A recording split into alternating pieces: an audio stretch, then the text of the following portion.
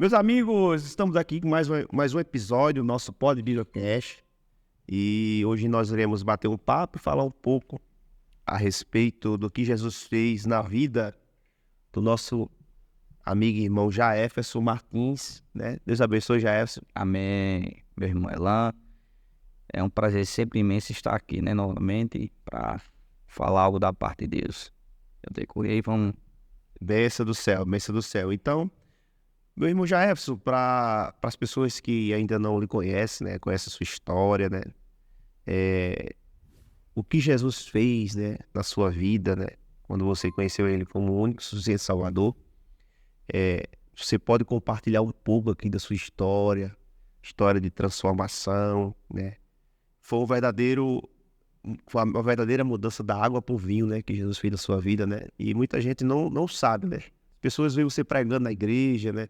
Nos congressos, nas festividades, e não sabe, assim, o que Jesus fez na sua vida, né? O grande milagre que Jesus fez na sua vida. Se você puder compartilhar, eu acredito que tem muitas pessoas que estão vendo esse vídeo agora e vai ser edificadas, viu? Dessa forma, eu acredito que o maior milagre que todo ser humano pode ter é a salvação. E hoje em dia, para a glória de Deus, de onde Deus me tirou, hoje eu faço as mesmas visitas nesses ambientes para levar o ir, pregar a palavra do Senhor, né? Tive uma vida, como você disse aí, transformada da água para o vinho. Outrora trouxe muita decepção para minha mãe, para minha família, o qual naquela linguagem popular era ovelha negra, né? Mas uma certa feita fui envolvido no tráfico, em assaltos, em muitas coisas, e eu acredito que tudo que Deus faz existe um propósito por trás. Quando eu começo a falar do meu testemunho, vem as lembranças, as cenas, né? Eu me lembro que uma certa feita eu saí para assaltar. E no decorrer do assalto existia um policial apaisando. Deus permitiu ali que o policial, sim, atirou em mim, deu 5 tiros, mas para a glória dele não pegou nenhum. Permitiu que naquele momento, naquele dia do assalto, eu fosse preso. Porque no mesmo dia que eu fui preso, irmão, olha as coisas de Deus, isso eu vou entender depois que as escamas dos meus olhos caíram e aceitei Jesus como o único e suficiente Salvador na minha vida. No dia que eu fui preso, eu fiquei sabendo que tinha 2 inimigos meus na porta da minha casa, no quintal da minha casa, me esperando eu chegar em casa. Para ceifar a sua vida. Para ceifar a minha vida. Então, ou seja, Deus permitiu que eu fosse preso para dar uma continuidade, uma nova história sobre a minha vida. Então, eu fui preso, né? Quando eu cheguei na cadeia ali, a cadeia pública aqui de Mossoró, Rio Grande do Norte, em torno de 2 anos, eu passei 3 anos e 5 meses preso. Foi em torno de 2 anos eu entreguei a minha vida a Jesus. Cheguei a ser líder também de facção, não vou dizer não da facção em questão de ética. E quando eu aceitei Jesus, a primeira coisa que o Espírito Santo fez me lembrar foi dessa cena. Deus falou comigo, escutei o alto bom som, a voz do Senhor, permiti naquele dia que você fosse preso para esse grande momento. Ou seja, tem momentos na vida que Deus ele cria não conforme a nossa vontade, mas existe algo por trás. Então louvo a Deus por ter caído naquela cadeia, porque foi ali onde eu encontrei o verdadeiro Deus, o amor de Deus, e hoje para a glória do Senhor eu sirvo a Ele e prego esse Deus que transforma, muda e prepara o homem para ir morar no céu. Muita gente que não professa a mesma fé que nós, as pessoas do mundo, elas não acreditam, né, numa transformação, né? A pessoa vê essas pessoas que vivem no crime e diz, não, o resultado daquela pessoa ali é só cadeia ou morte. Morte, né? Como diz aquela linguagem, né? Justamente. Aí, pelo fato da pessoa viver uma vida tão errada, né, de criminalidade, de praticar todo tipo de maldades, as pessoas do mundo, elas não enxergam a solução para esse tipo de pessoa, né? Aí não, a cadeia, ela é um lugar para reabilitação, mas não existe isso, né? A gente sabe que no mundo espiritual existe cadeias infernais que aprisionam essas vidas. É espiritual mesmo, né? A pior cadeia, né? Essa daí. Eu entendo, independente do lugar, se você não cair em si que realmente aquela vida não é para você, Deus não lhe criou, não lhe formou para aquela situação, você vai tem diversos companheiros meus que saíram da cadeia evangélico, porém não se firmaram, né? Porque na cadeia ali você tem um choque da realidade, você ali praticamente está sem limite, então às vezes ele procura o socorro em Deus, mas quando sai da cadeia que já está limitado, quer dizer, na cadeia, quando sai da cadeia que está sem limite, novamente volta para as práticas, né? Eu cansei de ver de pessoas, de colegas meus, sair evangélico, eu ali ainda, lá dentro ainda, passei em torno ainda depois, 1 ano e pouco ainda crente lá dentro da cadeia, e foi, e retornou, e outros foram, se afastou de Cristo, e o inimigo ceifou. Ceifou a vida. Rejeitou a oportunidade, e até então reconheceu, porém, não soube aproveitar a oportunidade novamente que Cristo deu, né? Então, tem que acontecer essas coisas aí. Também tem a questão da verdadeira convenção, né? Porque também tem pessoas que são convencidas, né? Tipo assim, ela tá numa situação difícil, ela reconhece, Emocionalmente, vai por impulso. aceita, mas ela não experimentou o novo nascimento, né? Quando a pessoa experimenta o novo nascimento, é quase impossível a pessoa se desviar, né? Porque ela teve aquela experiência espiritual com Cristo e recebeu a transformação, né? Jaefson, eu queria fazer uma pergunta para você. Como, quais foram os caminhos, né, que te levou para para você entrar nesse caminho de criminalidade, nesse caminho, né? Porque assim, eu sei que as amizades contribuem muito, né?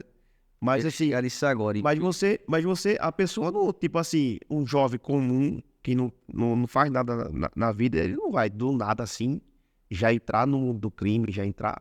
Ou seja, existe, o diabo coloca, né, diante do jovem, né, os abismos, né, né?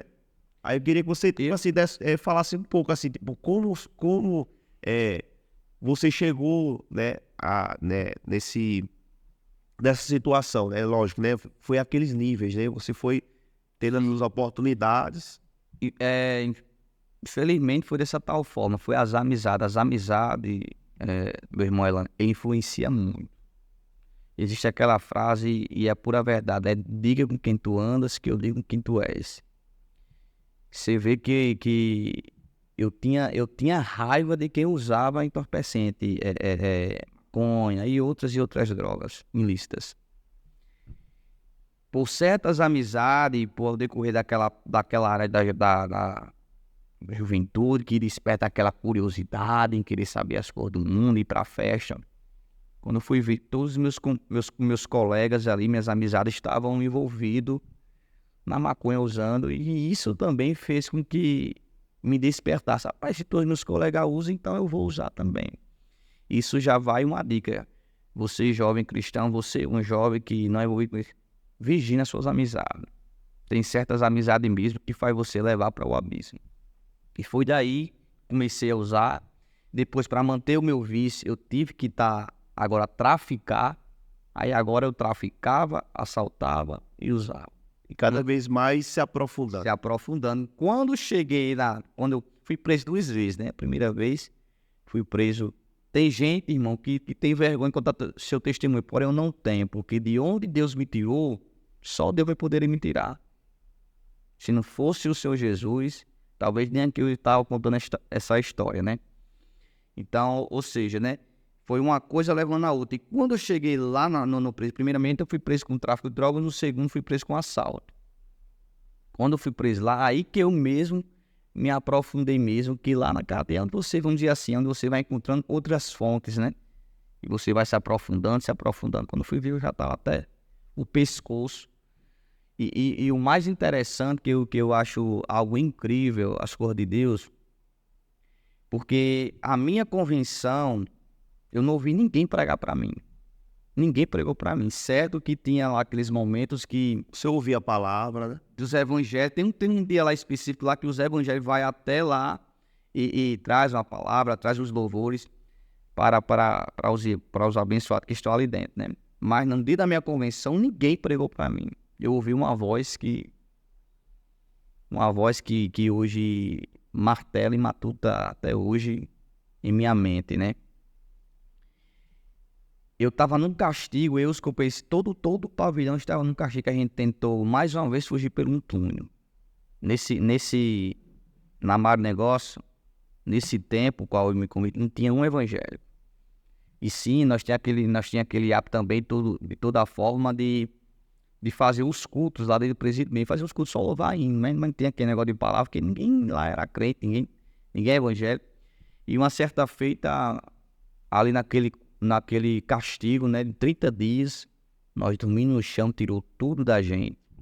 Tirou a água, nós tínhamos que botar água quente para esfriar para poder beber. Não tinha escova de dente, dormia só de cueca no chão, em área de pegar a tuberculose.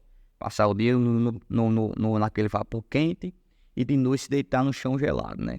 Com diversos colegas meus pegaram essa tal da doença tuberculose. Muitos e muitos lá, e teve até colegas meus que já morreu com essa própria doença lá dentro mesmo. Então veja bem, uma certa feita minha esposa estava grávida do meu filho Jaedson Miguel, estava grávida ainda, e eu ouvi uma voz, Deus... Caso você não é convertido. Não ainda. E eu ouvi uma voz dizendo assim para mim, seu filho está para nascer. E qual é o exemplo que você vai dar ao seu filho? Deus, ele sabe falar, Deus, ele sabe trabalhar, ele vai no canto certo. Se seu filho nascer, se você sair da cadeia, se continuar no crime, porque eu estava na facção, a tendência era aprofundar mais ainda, né? Se você for morto, seu filho vai ser criado humano ou por outra pessoa, né? E se você retornar para a cadeia, qual é a educação que você vai dar? Você não vai ver o crescimento do seu filho. Automaticamente, eu tive aquele choque. Eu vi meus companheiros assim, disseram, isso era à noite. E eu disse para eles, a partir de hoje, eu vou ser crente. Eles tiveram um choque. Porque eu não estou vendo facção fazer nada por mim, nada pela minha família. E eu estou vendo que tudo isso é ilusão. Tudo isso é ilusão, Jó. Tudo isso é ilusão. Você que está, talvez, vai ver ou vai ouvir. Tudo isso é ilusão. O inimigo, ele dá, e quando ele toma e sabe tomar. E eu decidi entregar minha vida. Eu disse, a partir de hoje eu sou crente. Na hora que eu disse isso, um colega me disse também, eu também quero ser crente. O outro disse, acho que foi 5 vidas aceitou Jesus comigo naquela mesma noite. E ao decorrer aí, hoje, para a glória de Deus, hoje a metade do pavilhão acho que é evangélico. E foi dali que Deus foi reescrevendo, apagou toda a história do passado. E hoje, até hoje, está escrevendo aí uma nova história para Glória a Deus, glória a Deus. Então, interessante, né? O que Deus faz na vida do ser humano, né? Quando o ser humano, ele abre o coração, né, Jéssica? Porque não adianta eu estar na vida errada, um exemplo, e não aceitar a mudança que Cristo está me oferecendo, né? Justamente. E hoje aí já é uma benção aí, quem conhece ele hoje, não consegue imaginar, né? Os caminhos que ele andou, né? E hoje ele está contando para você aí, você que está nos ouvindo, dê ouvido. Eu nunca fui descrente, né? Eu nasci na igreja e o que eu sei a respeito desse mundo do crime e tal, é a respeito do que as pessoas se contam, né? A gente vê também nos noticiários. Louva a Deus, porque você nunca entrar nesse caminho. Mas assim, o diabo, ele tentou várias vezes me tirar da igreja, na minha fase de jovem, adolescente. E eu me lembro que eu fazia parte de um conjunto de jovens na minha igreja, tem aproximadamente uns 25 jovens. E desses 25 jovens, 80% tá no mundo. Desviou, alguns morreram.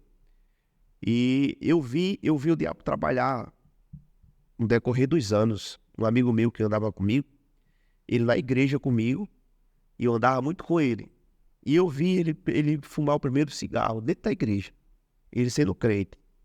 E eu dizia pra ele assim, não fume não, você é crente, a gente é crente. Ele, não, é só pra saber como é que é. É aí onde tá. A Bíblia me diz, um abismo gera outro abismo, né? Aí ele tinha umas amizades erradas na escola, né? Mas só que ele era meu companheiro da igreja. Tipo, a gente ia pros cantos. E eu via, tipo assim, ele começou com cigarro, com 2, pensando ele tava andando com a carteira de cigarro. E isso dentro da igreja, jovem, 16 anos, 17 anos, a mãe não sabia, ninguém sabia. mas eu sabia. E eu me lembro que eu dava conselho para ele. Ele chegou até me oferecer. Experimenta aí para você ver. Aí eu disse, não, aí eu ficava dizendo assim, o apelido dele era Zias. Eu dizia, Zias, ele disse, hoje é o último. Ele é o último. E nunca foi o último. E depois do cigarro, ele experimentou a maconha. Aí quando ele começou a experimentar a maconha, ele já saiu da igreja já. E, tipo assim, quando eu via ele na rua, eu dava conselho a ele, os olhos dele vermelhos. Enfim, hoje ele tá no mundo até hoje. Assim, ele é um pai de família, tipo, ele não se aprofundou, não entrou nesse mundo do crime. Mas, tipo assim, Está afastado do afastado do evangelho. evangelho. Afastado do evangelho. E eu sei que é muito difícil as pessoas que vieram dessa vida, né, permanecer na igreja. A não ser que recebeu uma experiência com Cristo pessoal, que nem você recebeu. Por exemplo, a gente ganhou para Jesus na época, né? Não vou dizer ganhar, mas na verdade a gente perdeu, né? Ninguém sabe o que aconteceu. Mas eu vou contar a história para você. O nome dele era José. Eu nunca vi um jovem com grave. Ele tinha um grave. Quando ele aceitou Jesus, ele começou a cantar no coral de jovem. Tipo assim, um grave que eu nunca vi na minha vida. A gente ganhou ele para Jesus, evangelizou ele na Boca de Fumo. Ele era traficante também, lá em Recife. Ele passou um ano crente. Eu cuidei daquela alma um ano. Eu discipulei ele. A gente cuidou, tinha o maior carinho. Aí depois veio a abstinência, né? Veio a queda, a família dele toda perturbada, ninguém era crente, só ele, o único crente da igreja. Aí ele pegou e disse assim, eu vou sair da igreja. Tipo, a gente fez de tudo pra manter na igreja, mas a gente não conseguia, salvação individual, meu cheiro. Justamente, tem que partir da pessoa mesmo, né?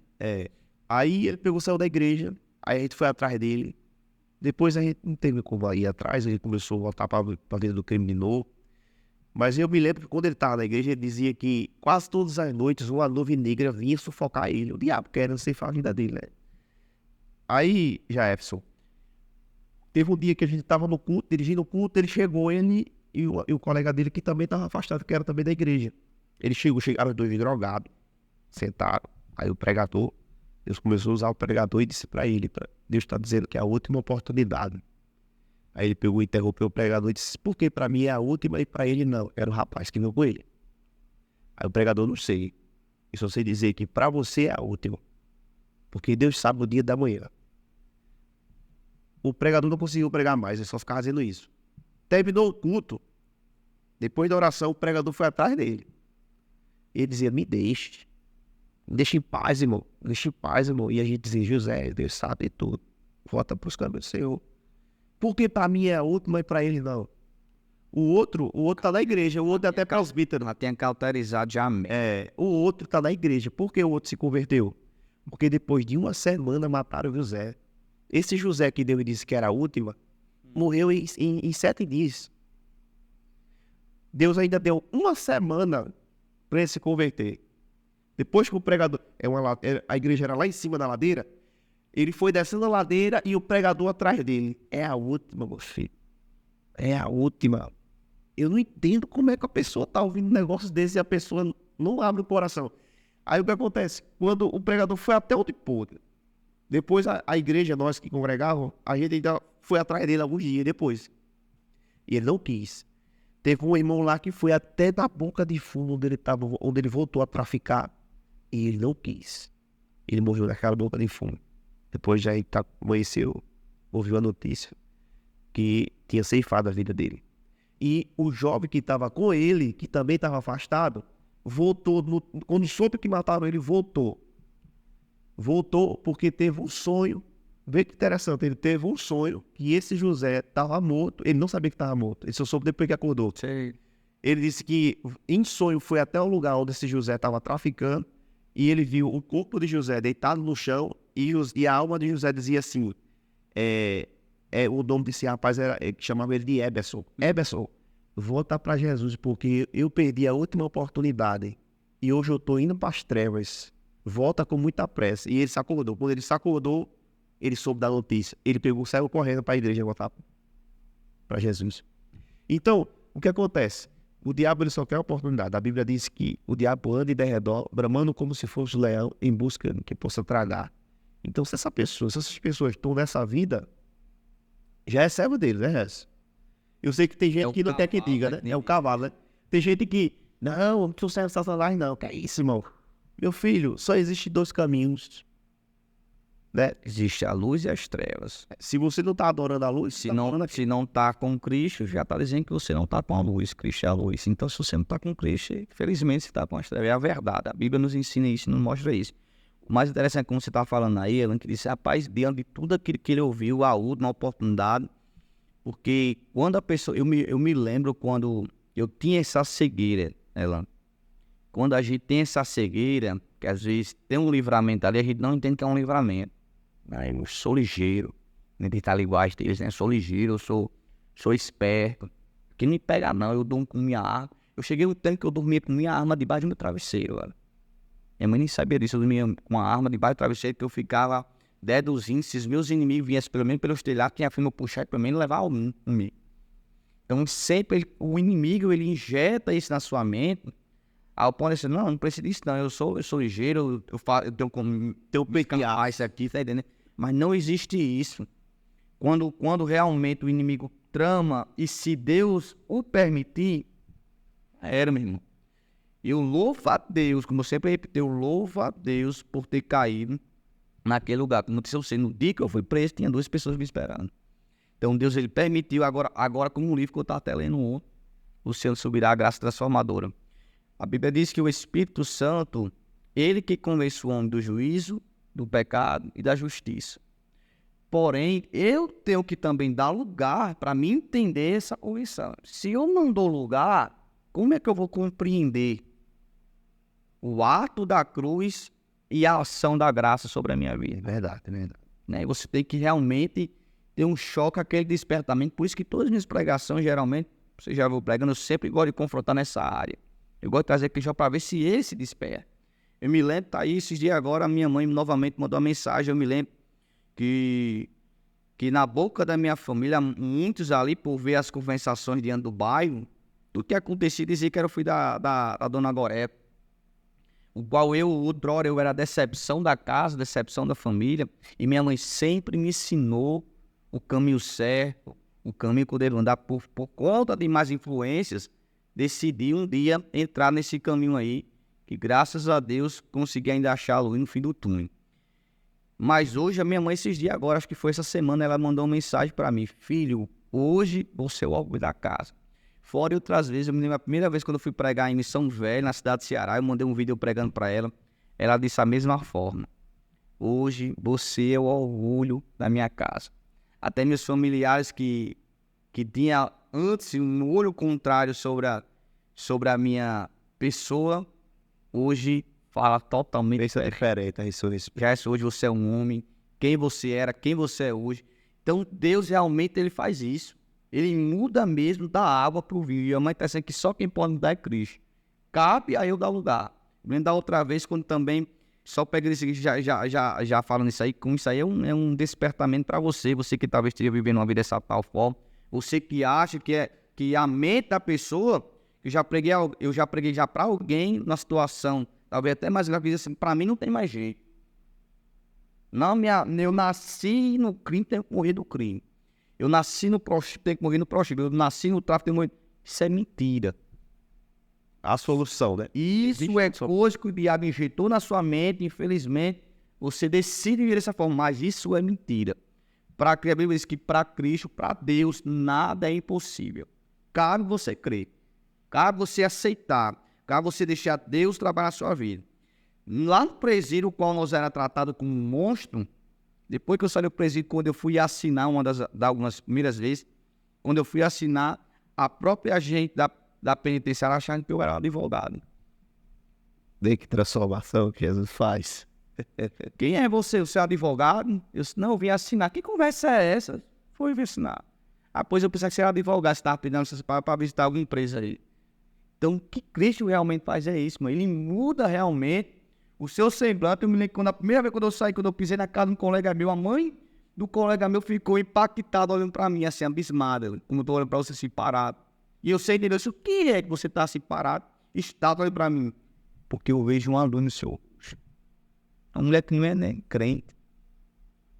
Mas estava havendo uma diferença do velho Jefferson para o novo Jefferson em Cristo Jesus. Então, realmente, Cristo ele transforma.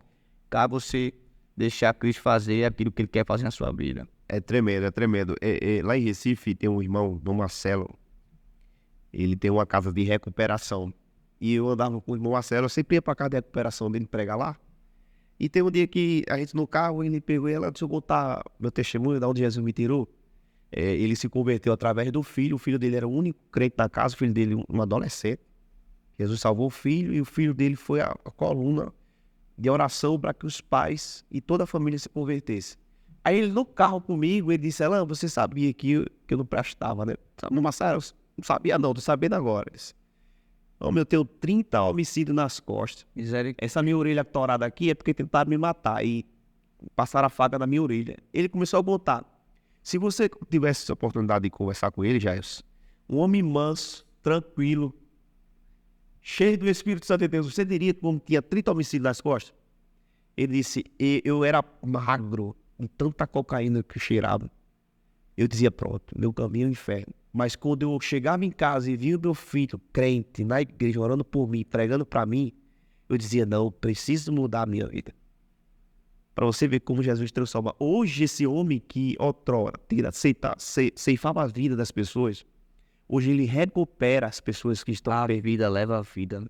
Né? Ele tem uma casa de recuperação há muitos anos e muitas pessoas que vivem na vida de drogas, de prostituição, que vivem na rua, ele pega essas pessoas, leva para casa de recuperação e lá é evangelho, discipulado, é tudo e as pessoas são transformadas e recebem a Cristo como Salvador. Então vejam o que Deus faz, né? Deus tira a pessoa do charco de lodo, transforma, liberta e usa essas pessoas para ir para lugares, resgatar vidas que muitas pessoas da igreja, pastores até, não têm coragem de ir. Mas essas pessoas da onde Deus tirou, Deus dá um banho, transforma, batiza com o Espírito Santo, enche do poder dele e vai até esse lugar. Dessa evangelho. Deus é Deus, Deus é algo extraordinário. Então, estamos já chegando no fim do nosso Pod Bíblia Cast. Hoje, nosso irmão Jairson trouxe um pouco do seu testemunho de vida e do que Jesus fez na vida dele. Eu pretendo também um dia aqui trazer sobre o testemunho da minha vida, mas o meu testemunho não tem nada a ver, não. Tipo assim, o que Jesus fez na minha vida desde a minha infância na igreja, o meu negócio vai ser mais uma experiência com Cristo mesmo, né? As batalhas, os sofrimentos, os caminhos que Cristo me levou. E também Cristo não vai deixar de ter batalha. Justamente, as provações, né? As tentações que o diabo não deixou de tentar, ele não deixou de tentar, né? Até porque a pessoa está na igreja desde a sua infância, né? Com certeza o diabo tentou de várias formas destruir ou tirar da presença do Senhor. Então, nosso irmão Jairson está com a oportunidade de trazer as suas últimas palavras, as suas considerações finais, né? Está conosco aqui nos bastidores, nosso pastor Venâncio. Hoje ele ficou nos bastidores, mas próximo episódio ele vai estar aqui também participando do nosso Pod Biblecast. Eu só quero novamente agradecer a Deus e trazer essa mensagem para já encerrar minha participação, né? Você que vive tal vida dessa tal forma, ou você que não vive nos caminhos do Senhor, nasceu se criou no Evangelho, vigile as suas amizades, tá certo? Vigile suas amizades, não se deixe se influenciar com certas coisas, o qual desagrada ao seu Deus, e se influencie ele também a aceitar o teu Deus e a viver uma vida santa. Existem caminhos que a gente possa nos trilhar, talvez não tenha volta. Eu agradeço a Deus porque Ele permitiu que eu trilhasse esse caminho, mas graças a Deus eu consegui entrar no caminho certo, que é Cristo Jesus. E você que vive uma vida dessa tal forma, corra para os pés de Jesus e deixa o Senhor te lavar, te remir e te fazer uma nova criatura em Cristo Jesus. Amém? Glória a Deus. Eu vou deixar só um versículo para encerrar. Salmos 1. Bem-aventurado o homem ou a pessoa que não anda segundo os conselhos dos ímpios, não se detém no caminho dos pecadores e não se senta na roda dos escarnecedores. Antes tem o seu prazer na lei do Senhor e nela medita de dia e de noite. Então, esse é o segredo. Cuidado com as amizades, porque as más companhias podem te conduzir para um caminho errado e esse caminho pode ser um caminho sem volta, certo? Que Deus te abençoe. Não se esqueça de dar o like, se inscrever no nosso canal, seguir as nossas redes sociais que vai aparecer aí para você, tá certo? Tanto a do Pod Biblecast, como também as nossas redes sociais pessoais. Que Deus em Cristo te abençoe. Amém.